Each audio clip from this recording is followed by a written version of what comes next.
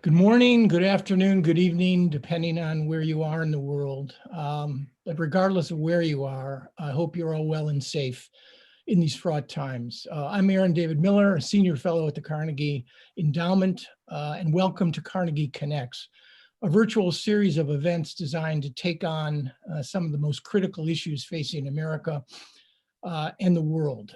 I well remember the tragic day in September 19 years ago, watching the smoke rise from across the river as the Pentagon was attacked.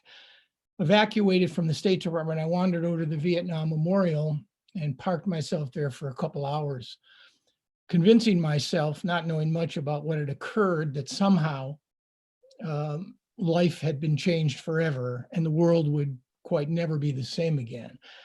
The fact was the world did change, but it was not a world transformed. And I think a core issue which none of us can answer is COVID-19, this global pandemic, a headline or is it a trend line? On this program 2 weeks ago, Michael Chertoff, former Secretary of DHS, said that this, in his view, was the most significant event since the Second World War.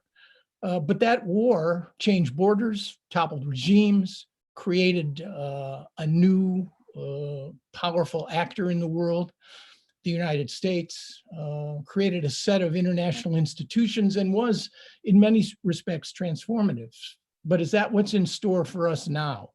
Are we talking here about a transformative event when it comes to governance, the internal politics of nations, the relations between them, or are we talking about an event that will accelerate, deepen already existing trends, and that the future may well belong more to the status quo and the sort of inertia and transactional give and take that seems to have characterized much of international relations and global politics?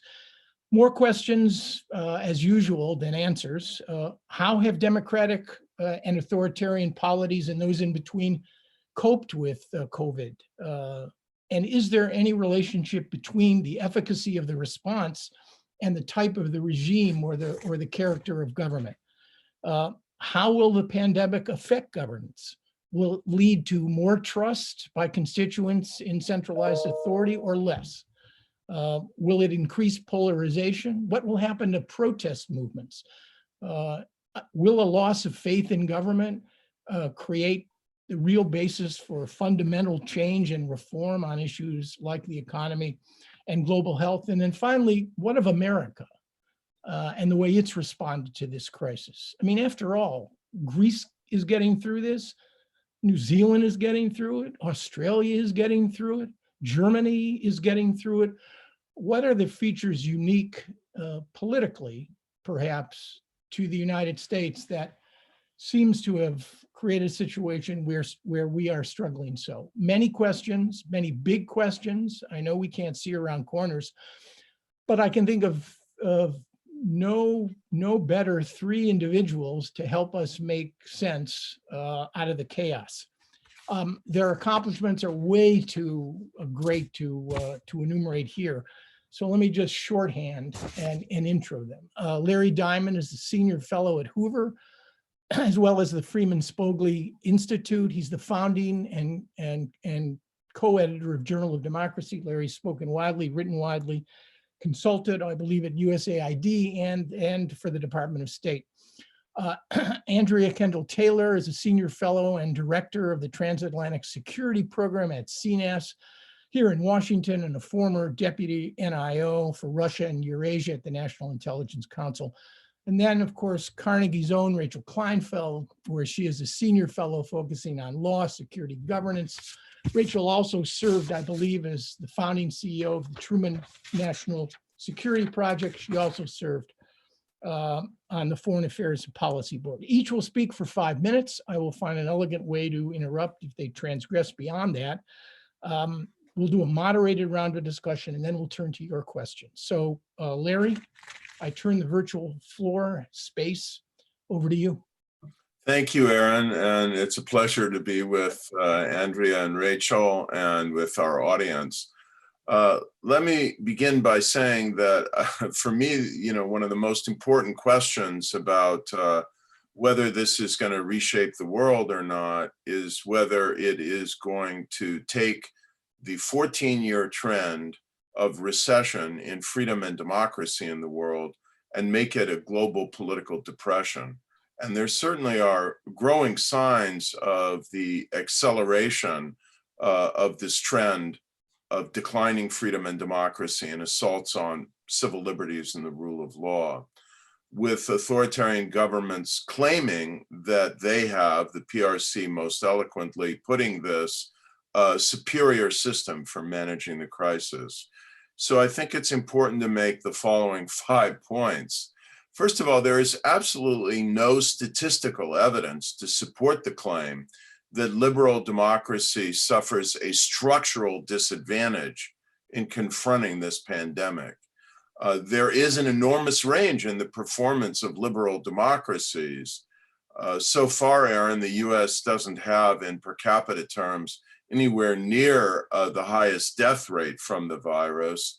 That tragic distinction belongs to Belgium, Spain, Italy, and then the UK.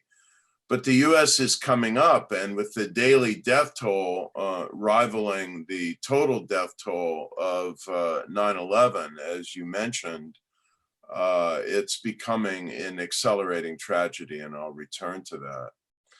And indeed, some liberal democracies, if we look to the east, Taiwan most of all, South Korea, Australia, New Zealand, and Japan, much more than Germany, have done extremely well in managing this and have suffered very low death rates.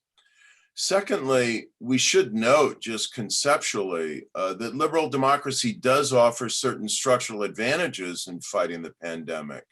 Freedom of information is very important, and the lack of it and the lack of government transparency in China enabled a tragic accident in Wuhan to become an epidemic in Wuhan and then a global pandemic. And civil society has a lot to offer in organizing relief and social solidarity and in monitoring and checking government. But the most important determinants of how well a country does in containing the pandemic have to do with the competence and strength of the state and the policies it adopts. And that can happen in democracies like the ones I've mentioned, or it can happen in autocracies. So there's no reason to sacrifice freedom in order to fight this virus. Third, since liberal democracy is not an obstacle to confronting the virus and offers some distinct advantages in terms of transparency, we have to fight back against the self-serving claims of authoritarian leaders that it's necessary to eviscerate accountability, to silence critics, and to crush press freedom in order to contain the pandemic, which is not only the line of China, but which is what we're hearing from leaders in countries like Egypt and Uganda, and even from democratically elected leaders like Prime Minister Modi and his government in India to some extent. Fourth, we should note that international human rights law allows for constraints on liberty temporarily to meet public health emergencies, but only to the extent that it's necessary and only for the time that it's necessary. And my worry is that many governments, again, including democratically elected governments, are implementing rules and mobile tracking tools that are very invasive of civil liberties and privacy and could become the new norm after the crisis. The tracking system in India is called Arogya Setu, and I think it has to be monitored very carefully. Finally, Aaron, you've made implicit reference to this. I think we who live in liberal democracy should be a little bit humble in our claims about the superiority of our system. As the death toll mounts in the United States, we see that while some of our peer liberal democracies have done a great job of managing the virus, if you have bad policies, incompetent and scientifically irresponsible leadership, you can pay a very heavy price. Terrific, Larry. Thanks so much. Terrific perspective. Andrea? Great, thanks. Thanks, Aaron, for having me, and I hope everyone is doing well. I thought I would take the opportunity to build on a couple of Larry's points. He covered very well kind of a lot of the factors that are taking place inside the world's democracies. And what I want to do then is add an extra layer here and talk about how the geopolitical element.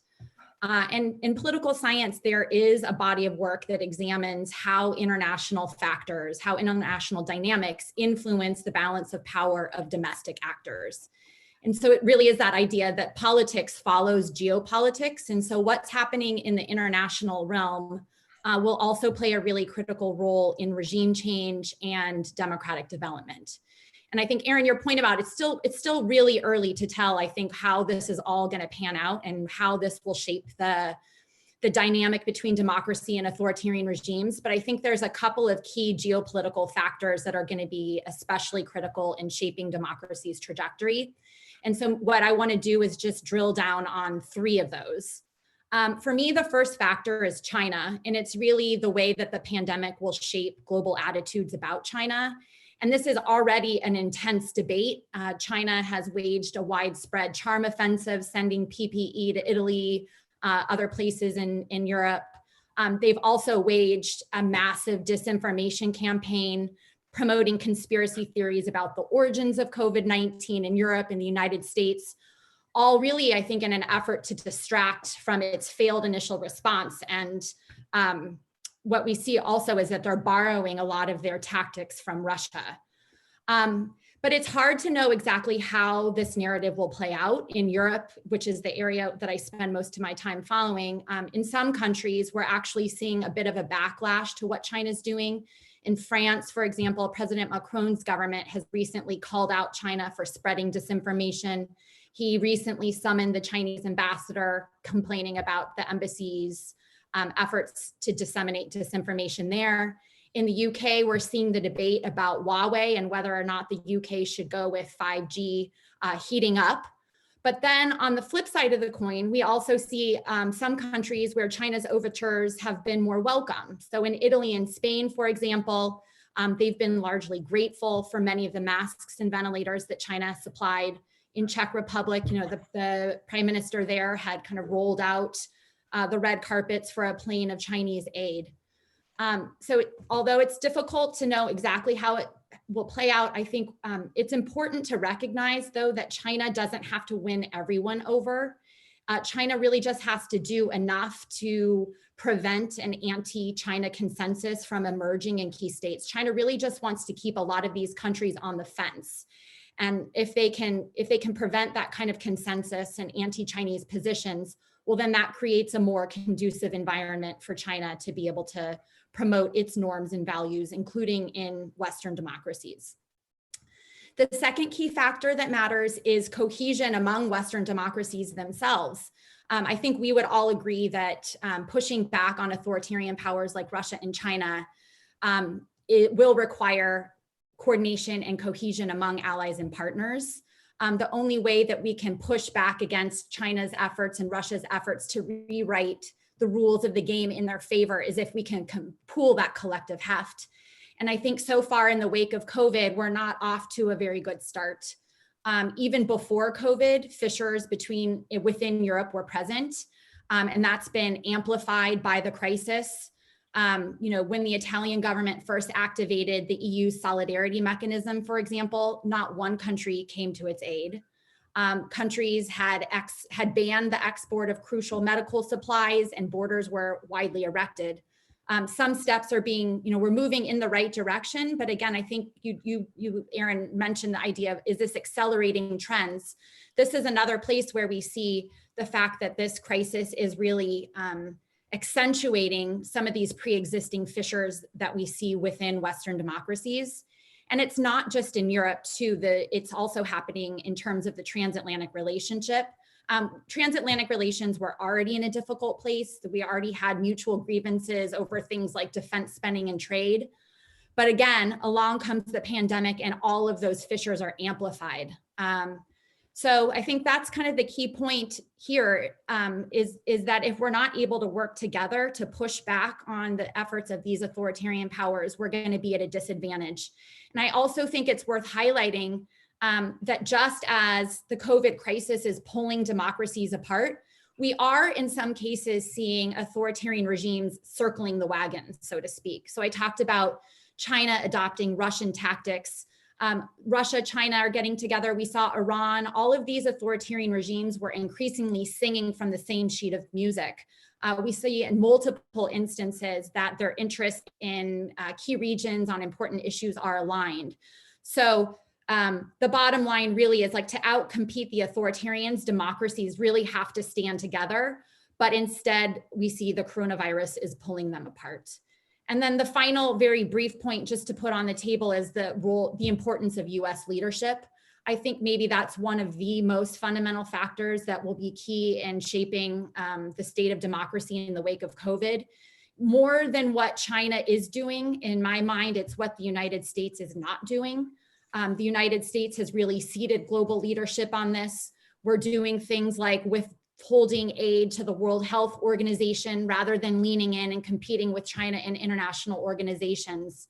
And so the United States isn't doing itself any favors. And when the United States withdraws that leadership from the global stage, again, I think it's going to create those headwinds that Larry has talked about. So that's all I've got. That's a lot, Andrea. Thanks so much. The geopolitical implications of this, something I'm really interested in, is it's an interesting correlation to politics. So thanks. Rachel, let me turn it over to you. Thank you. Such a pleasure to be here with my colleagues and with all of you online. So as Larry was saying, there really is no correlation that we've been able to find between democracy, autocracy, and who's doing well or badly at handling this. You have countries like Iran, autocracies doing very poorly. You have countries like the US, democracies doing poorly. You have Singapore, an authoritarian country, doing quite well. You have Taiwan, a democratic country, doing quite well. The range of options is large, but they do have something in common, and that has to do with trust. There is trust between people and their government, and there's trust between people and one another, and they're highly correlated because when people trust their government to maintain the rules, to treat them equally, to have systems that work for everyone, they can kind of let down their guard and trust their fellow people. They don't hoard. They can have more pro-social behavior. And what this means in pandemic response is that there's this holy trinity of actions that we learned early on was useful for stopping the disease quickly and allowing economies to open fairly quickly. They had to do with widespread testing, widespread contact tracing, and very strong quarantine. And if you could do that quickly before the disease had really decimated your society, then you could have an economy that remained much more open. You could get a hold of this disease much more quickly.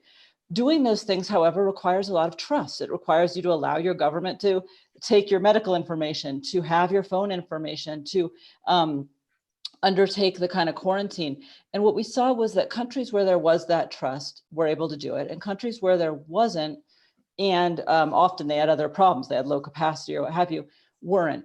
Now, trust used to be highly correlated with democracy. It used to be when I was growing up in the Cold War, you had countries that were closed, where neighbors spied on neighbors, where kids were encouraged to spy on their parents, where no one trusted the government. When I was in the Soviet Union in the early 90s, it was just becoming Russia from the Soviet Union. There was a sense that anything the government said was a lie. And so there's almost no trust. That kind of sense of governments between authoritarian and democratic governments has completely blown apart over the last 20 to 30 years. Now, trust is hard to measure, and there's a lot of lying in the statistics. But we do believe that China is probably the highest trust country in the world right now. That has a lot to do with propaganda, it has a lot to do with nationalism. It has something to do with not polling the Tibetans and probably not the Uyghurs, although it's hard to tell. But even with those caveats, it's a very high trust society. The US is an extremely low trust society right now. We're not used to thinking of ourselves that way, but our trust between one another and our trust in government is at historic lows. A number of countries in Europe that we are used to thinking of as high trust, France, Italy, these are low trust societies now. They started losing trust, well, Italy's been losing trust for a while. France in the 2008 financial crisis, a number of developed democracies in the financial crisis lost a great deal of trust. And what that meant was that the people were not as able to undertake pro-social measures together and deal with this, and they weren't as trusting of their government. Now, Larry said, of course, I should say, some authoritarian countries have a lot of trouble with trust. Our protest tracker here at Carnegie has 100 protests that it's measured. More than half of those are happening in authoritarian countries. But there's something very specific going on in a number of democracies like the US, and that is that trust is atop inequality. And that trust and inequality equation is a deadly equation, and now deadly in a quite literal way. Larry said that we're facing a 9/11 every day. That's true numerically. It's not true in terms of who's being hit. 9/11 hit the titans of finance in the top floors of the Twin Towers, and it hit the center of power in the Pentagon, as well as a number of people traveling by airplane and so on. This pandemic is hitting people who have to go to work, bus drivers, grocery workers, nursing homes, correlates very heavily with who has dark skin. These are people who are already the least trusting group in the United States. They were already the most marginalized. They were already being the least served by their government. That's why they had so little trust in part. And so when you have those things atop one another, it helps to increase polarization. And the polarization is making it much harder for us to solve our problems. And I'll stop there. Rachel, that was great. You know, on the trust factor, it's interesting. I'm reading John Barry's book, The Great Influenza. And the Great Influenza of 1918 to 1920 basically made no class distinctions, made no racial distinctions. I mean, Clemenceau, Wilson were both infected. FDR on a trip almost was very ill. Maybe he almost died. And that's an interesting difference. And so I want to get back to the issue of polarization. Before we start the Q&A, I just want to make one other point. You know, there's a lot we don't know about this virus, an enormous amount. I mean, 2/3 from what I've read of the new pathogens discovered in the world are viruses.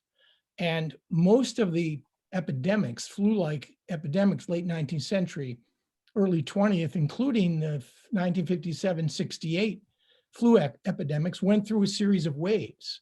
The New York Times had a fascinating piece the other day in which they tried to explain why the virus strikes where it does. How come Iraq has fewer or around 100 deaths and the Iranians are in the thousands? Why is the Dominican Republic reporting 7,600 cases where Haiti, right next door, has only, as of several days ago, 86? How come New York, Paris, and London were hammered so mercilessly, and Baghdad, New Delhi, Lagos seem to escape?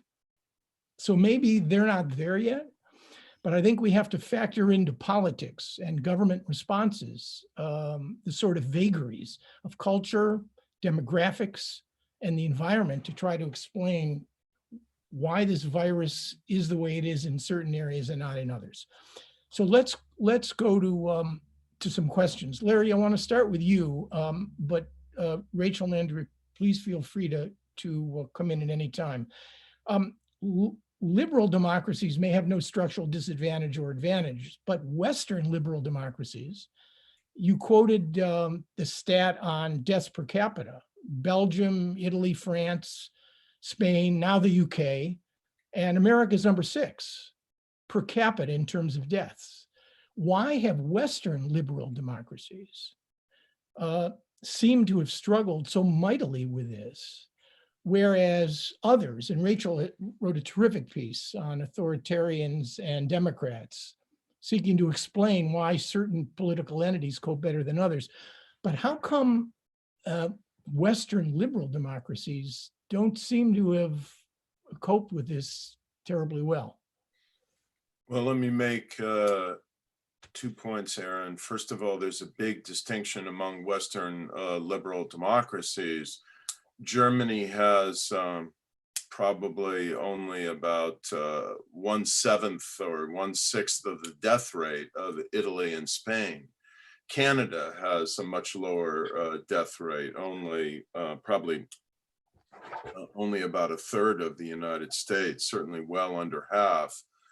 And these countries have better, more science-based government and responded earlier and more effectively than the countries with the higher death rate. It helps that Germany has a scientist as its prime minister. Can you imagine Angela Merkel talking about injecting disinfectants as possibly a way to into your body, as possibly a way to fight the virus? So that helps. Aaron, the article you cited in the New York Times, I think, is extremely important. And that is part of what I had in mind when I was speaking about humility. First of all, there is so much we don't know about the virus. And there seems to be, the article, I thought one of its really powerful points was there's a lot of randomness to this. If one person was present or not present in a huge conference or assembly and was massively shedding the virus, you can get started with a contagion that otherwise might not have developed with the same momentum. But an important reason beyond trust and certain other cultural features for why the East Asian democracies managed this so quickly and so vigilantly compared to the Western democracies is that Taiwan and Korea and Japan, and not a democracy, but a more transparent country than some, Singapore, all had experience with the SARS crisis. Yeah. And so they knew what needed to be done. And the minute this hit, their public health system was readily and vigilantly in play with the contract tracing and the monitoring, the surveillance and the quarantining that Rachel spoke of. Let me make one last point. I really recommend John Barry's book to everybody. It's a phenomenal lesson and a fascinating read. And you'll see that in his conclusion, he warns, he wrote that thing something like 20 years ago, there's another pandemic coming that could devastate humanity again, and made very clear what lessons we needed to learn from the Great Influenza to be prepared for it and contain it. And as I read that book, my jaw was on the ground in disbelief that we're making all the same mistakes all over again. It's it really is.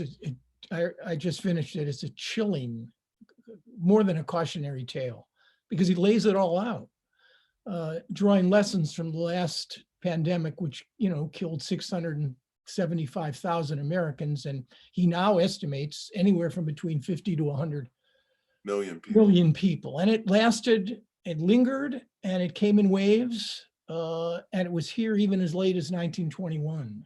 Which is another cautionary tale about what we don't know. Rachel, would you care to, your article I found really, really important. You identify 3 core factors, I think, in why there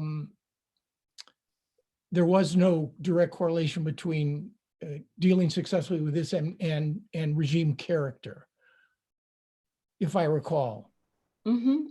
Sure. And I think Larry has actually hit on most of them. So absolutely dealing with SARS, but also other major public health crises. South Africa's experience with HIV seems to have helped it a great deal in dealing with this. Some African countries dealing with Ebola have probably learned lessons that are helping with this. Although again, because of the randomness of the virus, it's hard to know. So that's very important. Trust, as I already talked about. And then we talk about capacity, and capacity, a lot of people think of it as having to do with money. It has something to do with money. If you are an incredibly poor country, you cannot muster the capacity to do testing and so on. But Vietnam has been doing better than the United States. And so capacity is not only about money. It also has a lot to do with the level of politicization. And this, I think, gets to some of the Western democracies that you talked about. If you look at Spain, if you look at France, if you look at the UK, these are democracies that either had governments that were incredibly shaky. Spain keeps transitioning. Its 2-party system was too corrupt and blew up. They had 5 parties. They keep switching parties. They've just been having a huge amount of political difficulty. France, Macron was facing the yellow jacket strikes and has just been under the gun for a long time. The UK had this incredible polarization after Brexit, and Boris Johnson was seen as leading this kind of government of non-expert, not quite populist, but getting toward that. And so when you see governments that were politicizing the virus doesn't speak politics, the virus speaks science, and it doesn't interact well with people who are trying to spin it. And so those are countries that face problems. Now, authoritarian countries also tried to spin it. Iran famously tried to spin it at the beginning and politicize the virus, sent equipment to China rather than keeping it at home. So this is not a democratic problem, but it is a problem of our democracies at the moment. And that has to do with Larry's great work on recession. Democracies have been facing this decline in trust, decline in their normative capacity. Basically, people don't want to be in democracies as much as they used to, and democracies are not delivering as much as they used to. And that lack of cohesion in the democracies is causing an ability to politicize the virus, which is making it very hard for a number of democracies to deal with it. In America, this is loud and clear. The politicization, the partisan differences, and how we are treating this virus are the number one variable in the difference between how states are looking at the virus. Rachel, thanks. Andrea, can we pick up on a point you raised? It's one that fascinates me on the prospects for a more cohesive response by the world's democracies, both to fight the virus and to turn around Larry's identifiable trend over the last 14 years. Freedom House's 2019 report makes it pretty clear that the two largest countries, or the two countries that have slipped the most, frankly, in terms of their scores, are India and the United States. But what are the chances of an effective response as we go forward by a democratic club, when in fact many of these issues, public health and fiscal and economic issues, are likely to be viewed by nations recovering as issues of national sovereignty? How willing will countries be to cooperate in terms of monitoring, sharing vaccines, pooling resources, and coalition building? I think that's probably one of the most fundamental questions. I also just wanted to make a quick comment on what Larry and Rachel were talking about, which gets at this question of what the response needs to be. I think the silver lining, how we saw this differential in the way that some Western democracies were affected more than others, it does underscore the importance of the high capacity governments, as Rachel and Larry said. And the hope is that there will be a returned appreciation for expertise, for facts-based analysis. And already we're seeing in some countries, and Germany is a great example, where that has been present. The CDU, for example, which has been suffering in the polls for years, Angela Merkel's Christian Democratic Party, has seen a real revival in the polls. And so one of the things that this crisis can do, I think, is to highlight and get people to remember the importance that competent governments can play in responding to the crisis, and the importance of facts and expertise in the societies that we live in. But in terms of the political will, the Western democracies were really slow out of the gates. The United States surely was, the European Union was as well, but we're seeing some signs of that turning around. For example, we've seen Germany willing to take patients from other neighboring countries. We're seeing the European Union starting to move forward with some financial and economic packages that will help the countries that are most affected, like Italy and others. So it's slow in coming. And I think that kind of, the hope is that even though democracies might have taken longer to respond, that they will get the response right. And so that moving forward can create a model that other countries will want to emulate. And so an example of that too is kind of the way that governments are using technology to respond to the crisis. There's obviously certain immediate public health reasons why we're seeing more contact tracing through cell phones and other things. The risk is that this could lead to a permanent kind of shift in the balance between public health and privacy.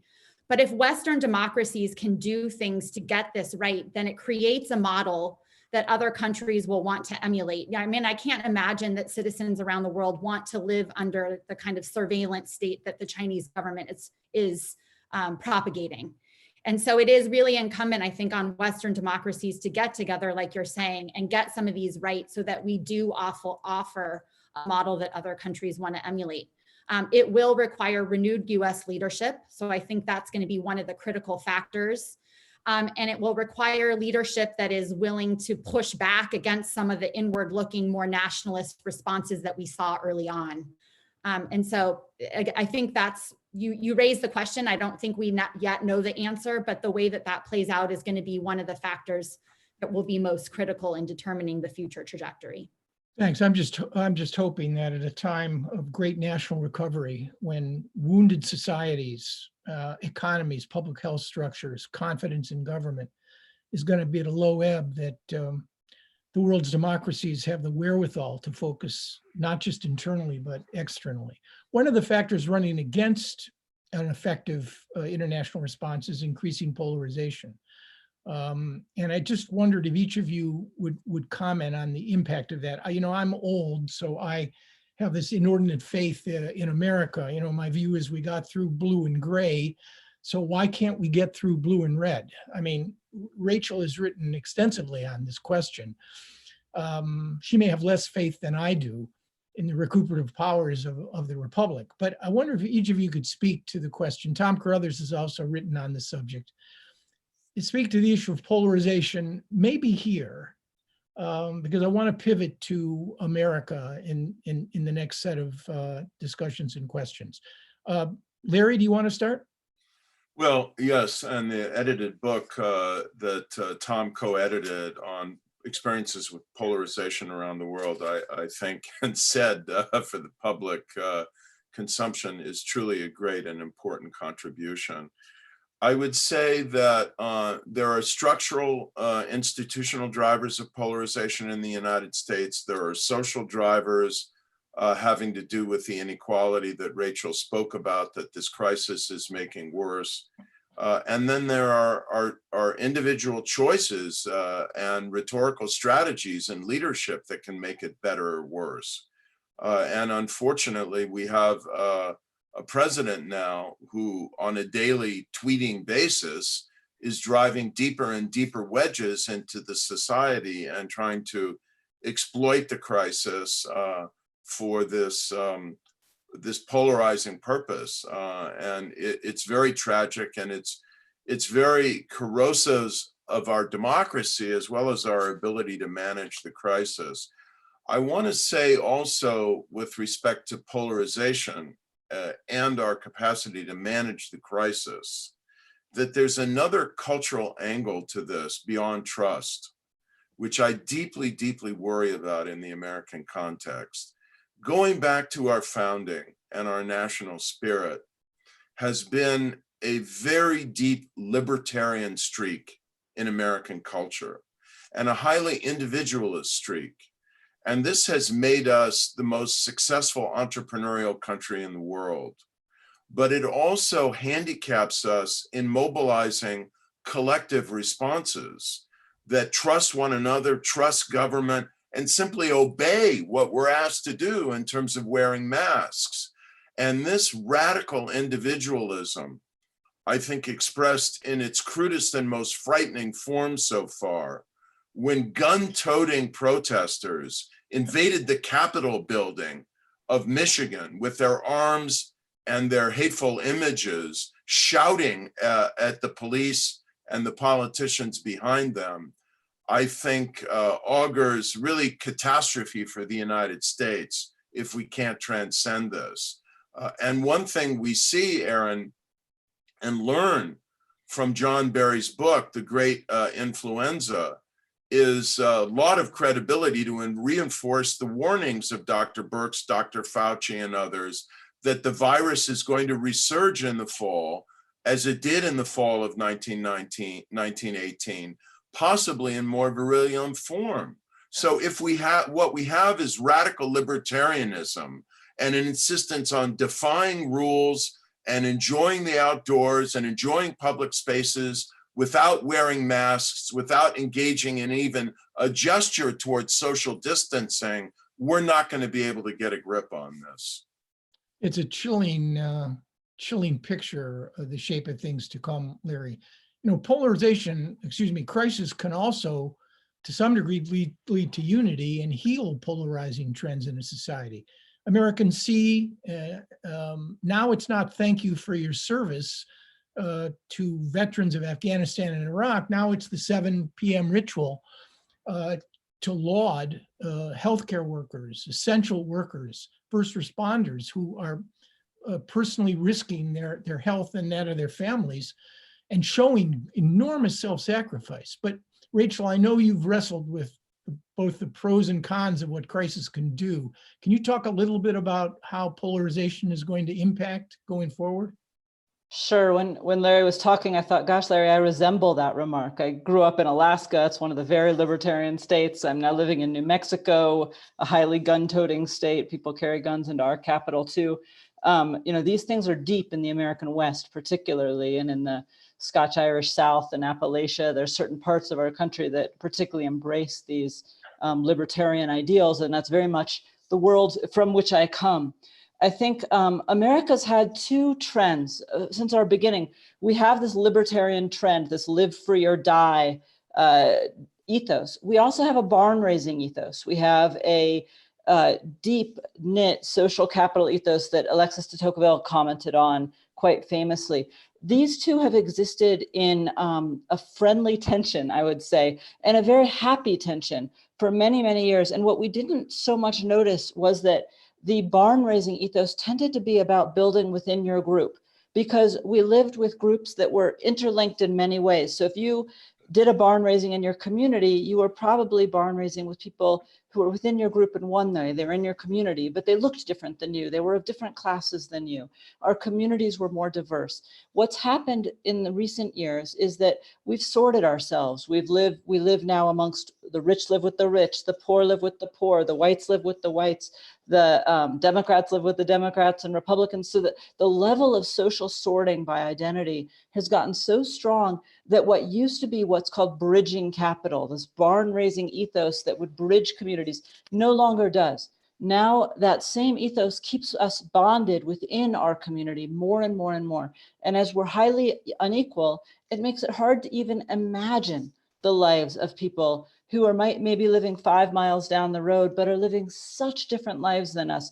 As we sit at home, talking over Zoom, conducting our lives, worrying about the work-life balance with our little kids, other people are going out to work, leaving their little kids with grandparents, trying to figure out how to keep everyone safe. It's very hard to imagine those lives. So we've been this polarized before. America's been this polarized during the Civil War. We were this polarized in the 1890s to 1920s. In both those cases, we depolarized on the backs of Blacks. And I'm just going to put it that bluntly. We depolarized on the backs of Blacks after the Civil War with Reconstruction failures.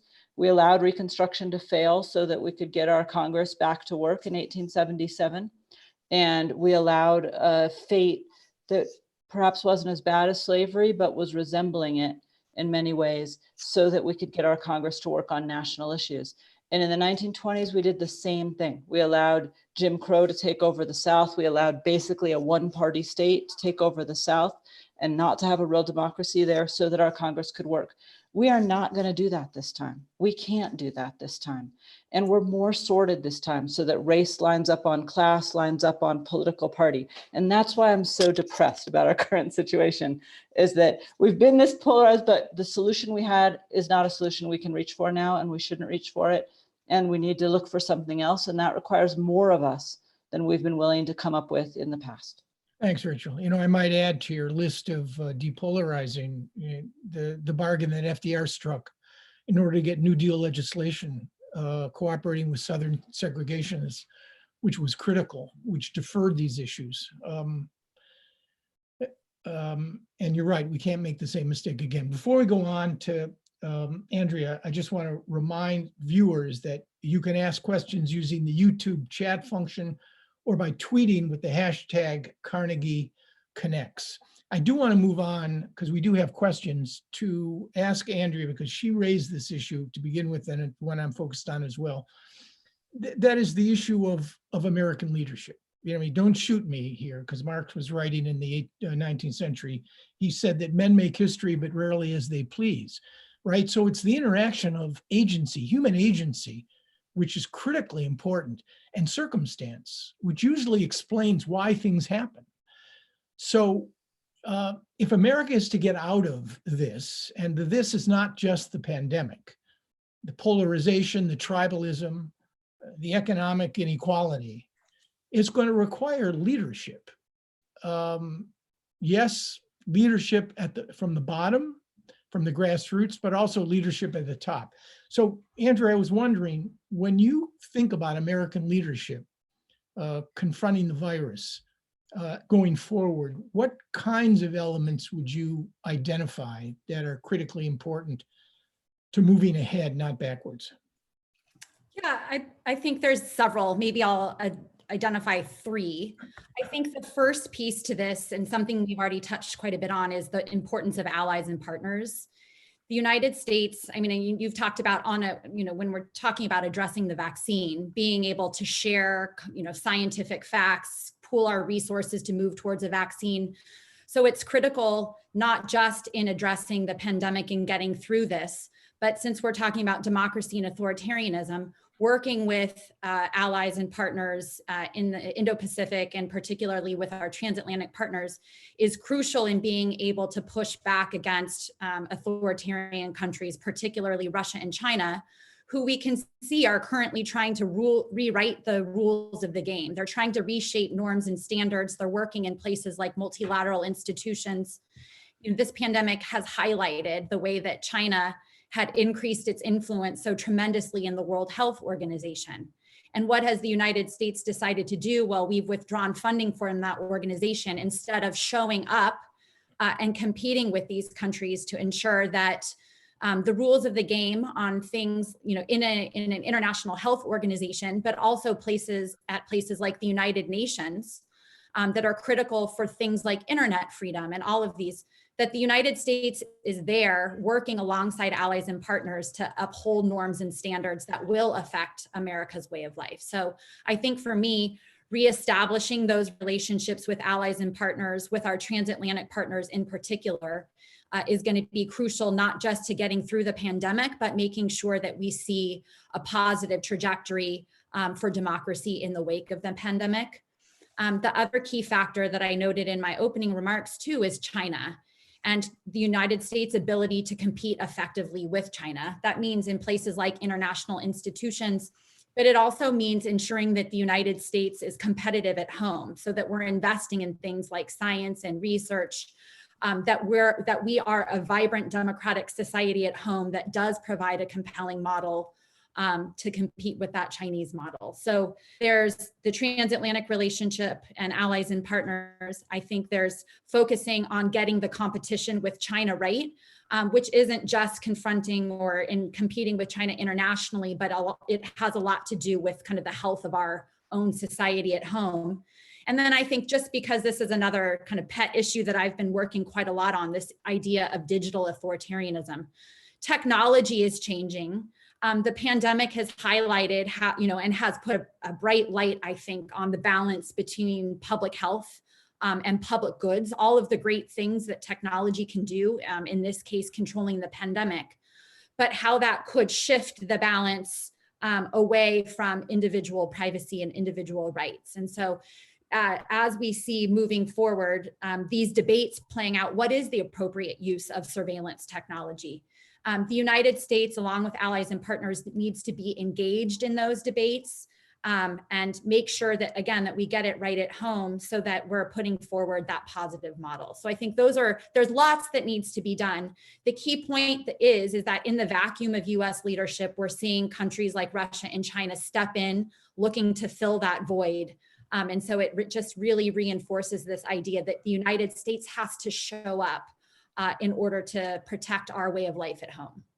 We have several questions from the audience, so I'd like to get Larry and Rachel just to, I know I'm putting you on the spot, but if you had to identify, and I know this is a fraught question because there are many ways to answer it. If you had to identify one single factor more than anything else that would create circumstances that would give the United States a fighting chance to lead again and to begin to heal again, the virus, the economy, public health. Is there one takeaway, Larry? This is a very awkward thing to have to say, Aaron. No, it's not awkward. It's not awkward. Well, it's We're obvious. being honest. It begins with leadership.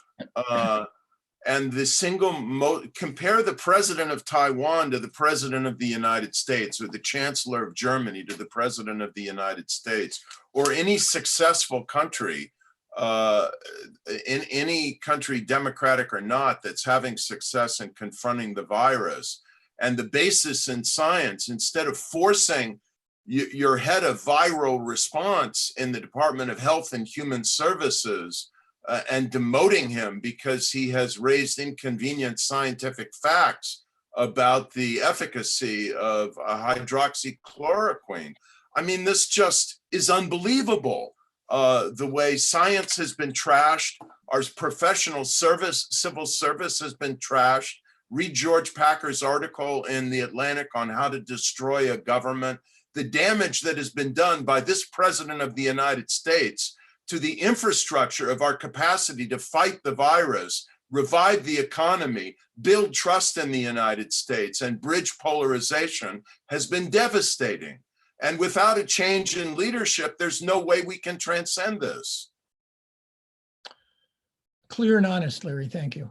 I'll Rachel? double down on Larry's leadership, but I want to broaden it a little bit because this is not just a Trump problem. What's going on here is much deeper, unfortunately. It'd be easy to replace Trump. We have an election in November. It's much harder to replace a party system that's become a winner-take-all system with almost no bounds. And this is asymmetric. It is not the same on both sides. But look at successful countries, even successful polarized countries that have dealt with this. South Africa, one of the most polarized countries in the world for many years on racial issues. Both sides were at each other's throats right before this virus. One of the parties was saying, oh, we should use Robben Island, the island that Mandela was imprisoned on, to put quarantine people. Then just crazy suggestions. As soon as the virus really became real to South Africa, the parties came together in a sort of unity moment. They said, we're all going to take a pay cut. All of the leaders took, I think, a 30% pay cut, a very significant pay cut. It might be 10%. They all got behind the president on the same page in terms of Ramaphosa's plan of what to do. They created a solidarity fund where they put government money and immediately got money from private companies. And so it was about leadership, but it was also about saying, you know, there are problems that are more important than our policy issues. In America, that would be saying, we disagree on abortion, we disagree on immigration, we disagree on all sorts of issues. We are going to put our country first. And to do that, I think our country would need a fundamentally new system of elections. Larry and I have both come out on something called ranked choice voting. And I'm just going to plug it again here because to me, this starts with the primary system. As long as we have a primary system where 3%, 5% of your most partisan, most ideological, least educated, by the way, because one thing they found is that your most partisan voters have the least amount of knowledge of the other side and what the other side is really talking about and who is in the other party. Those voters get to control who your party nominates, and then everyone else who just has policy wishes or a more vague identity kind of has to go along, or else they have to go against a lot of what they believe in. That is a crazy system, and it's stopping us from solving many problems. This is one among them. And that's why I think that, well, not a silver bullet solution, is the first solution that we need to push for. Thanks, Rachel. We have questions from the YouTube verse, one from Nicole. So if one of you could take on each one, that would be great. Or I'll put one of you on the spot. Is there any hope that multilateral organizations, the UN, WHO, can play a more effective role in supporting governments as they cope with the virus? You want one of us just to jump in? Sure. Sorry. Yeah, I mean, and I feel like we're starting to sound like a broken record up here, because even the role of multilateral organizations depends on US leadership. And we've already seen in places like the UN The United States has given up seats on important bodies that would have been crucial in responding to the pandemic, but on other bodies that are setting norms and standards on democracy and human rights. And what we see conversely on the other side is that China is sending vast numbers of experts to these institutions to support their views and positions within these organizations. China's figuring out how to use other sorts of leverage to get kind of some of these swing states to vote in alignment with them. And so, I mean, really, again, when we hear kind of a plea from a lot of our allies and partners that they want the United States to return to these international organizations and continue to view multilateralism as an effective approach to dealing with global challenges.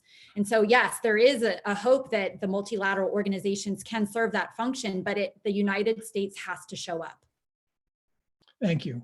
Adam Day, head of programs at the UN University Center for Policy Research, asks via Twitter, we focused a lot on China and Russia.